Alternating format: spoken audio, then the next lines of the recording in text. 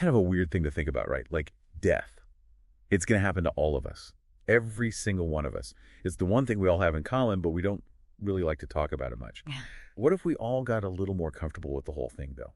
Like, really understood what happens as we get closer to the end. Could that help? I mean, not just for the person who's dying, but for everyone around them, too.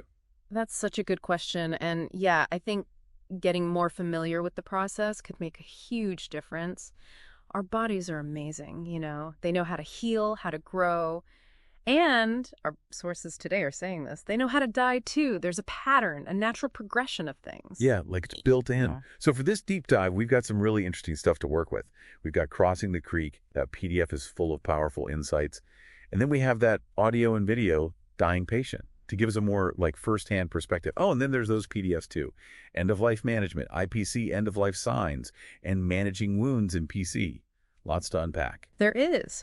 And what we want to do today is boil all this down for you. We're going to break down the usual signs and experiences that come with, well, with dying. And, you know, everyone's journey is unique. It's like a fingerprint.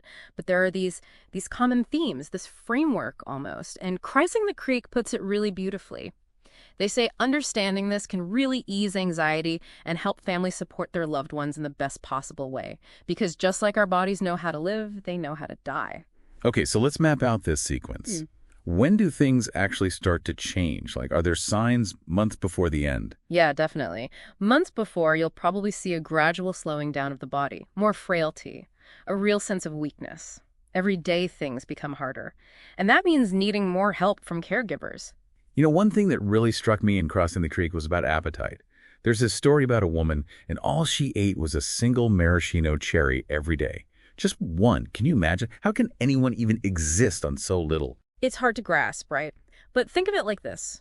The body's not focusing on growing or doing all the things it used to. It's like a company wrapping up its final project. It's all about finishing things up, not expanding.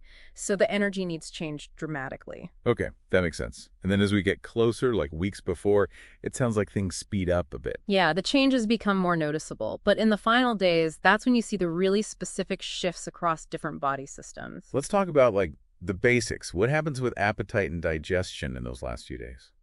Well, as we mentioned, food and fluid intake keeps decreasing, sometimes drastically. And naturally, the bowels slow down too. It's a combo of things. Less food, less activity, changes in blood flow, and the effects of those pain meds that help keep people comfortable. Crossing the Creek makes a good point. Regular bowel movements become, well, much less regular as death gets closer. So someone used to going every day might only go every few days, and that's totally normal. Exactly.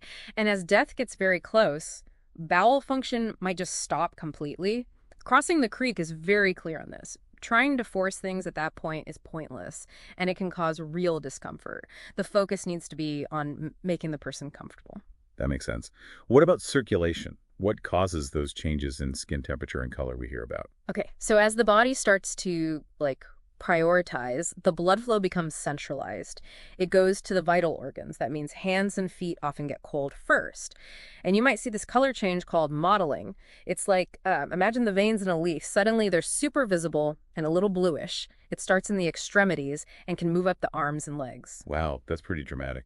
And our sources also mentioned fevers and sweating. Yeah, fevers can come and go, and sweating, sometimes a lot of it. And there might be some swelling in the limbs because of changes in fluid balance. You know, changes in breathing are probably the hardest for families to see. What do our sources say about what to expect? Respiration definitely changes. You might see faster breathing or Shane Stokes breathing.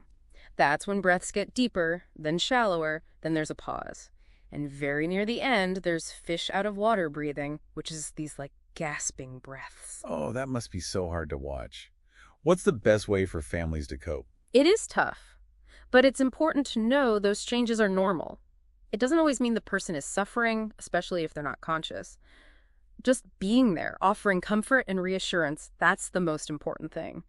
And those very last breaths, they're often described as deep sighs, sometimes just one or two. You might also hear what's called airway rattling, or the death rattle. It's caused by fluids in the airway. That sounds really scary. Is it actually painful for the person? Usually not. By then, they're usually in a coma and not really aware of those sensations. Our sources say that suctioning the fluids out can cause more discomfort than it relieves. In fact, Crossing the Creek says staying hydrated earlier on can help prevent that buildup. Good to know. Now, what about sleep? That seems to change a lot too. Yeah, total sleep time increases. Crossing the Creek says it's like the body is prioritizing internal work. They call it resolutional work. It's like reviewing and making peace with your whole life.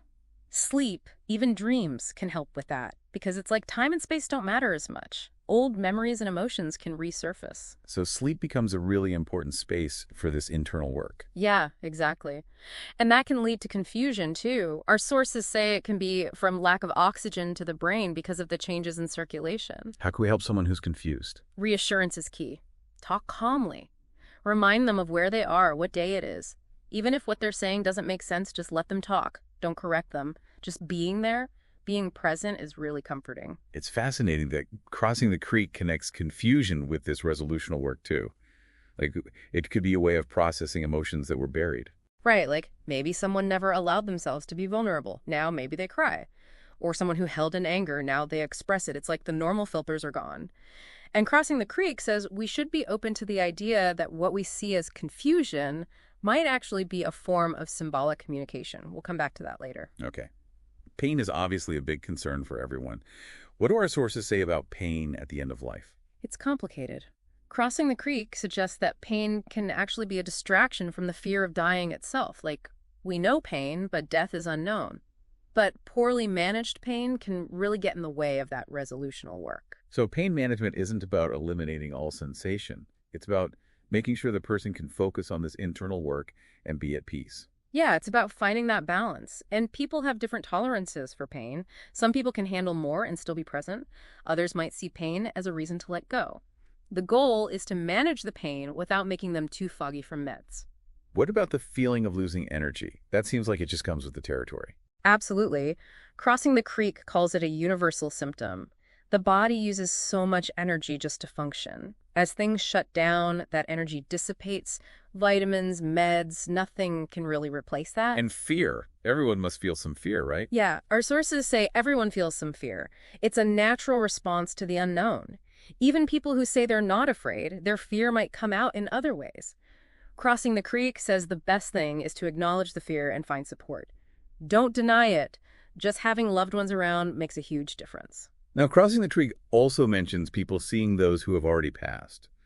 That can be a bit jarring for those around them. It's very common, though, and our sources say it's totally normal. They say don't dismiss it as hallucination.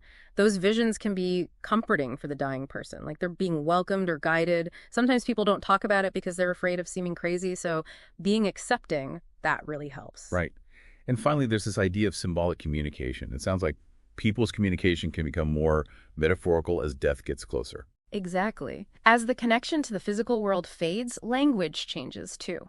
It becomes more about metaphors, like someone who lived on a farm might talk about crossing the creek to mean dying, or going home is a common one. Even things like help me up might be symbolic, like they see someone on the other side. So paying attention to the meaning behind the words is really important. Yeah. And it seems like there's a sense of self-determination in this too. Like once they've done that internal processing, when they're ready, that's when they can let go. So in those final hours, it sounds like things really accelerate. The body systems are shutting down rapidly. The breathing changes get more intense, more gasping. Hands and feet get cold, more mottling. They become less responsive.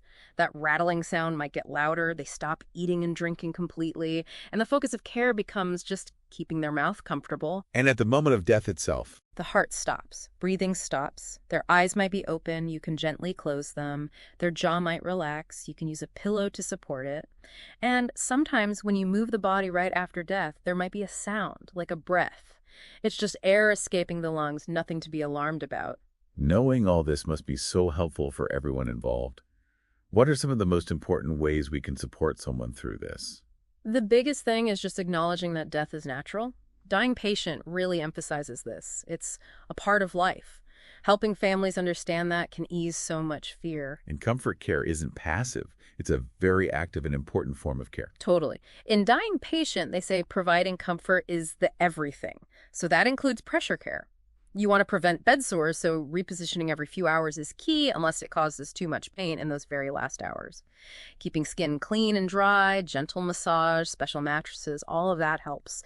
And mouth care is so important. Even if they're not eating or drinking, moisten their mouth, give them ice chips, but never force fluids. Wound care changes too, right?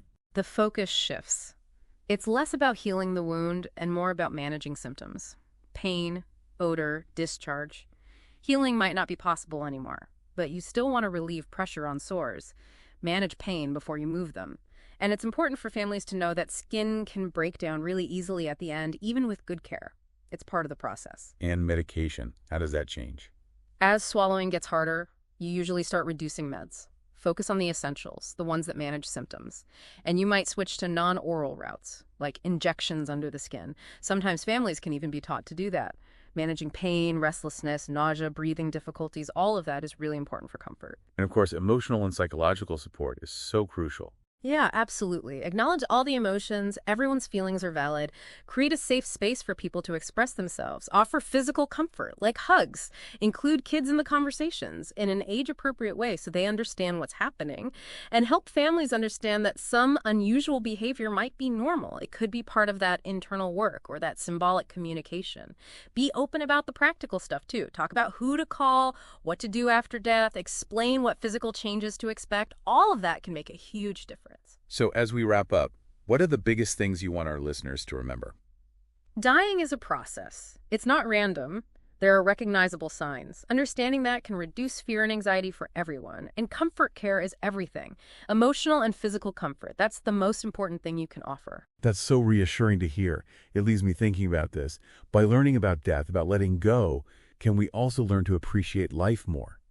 I encourage everyone to think about that incredible wisdom our bodies have, not just in living and healing, but also in dying. And if you want to explore this further, Crossing the Creek is a really beautiful resource for that.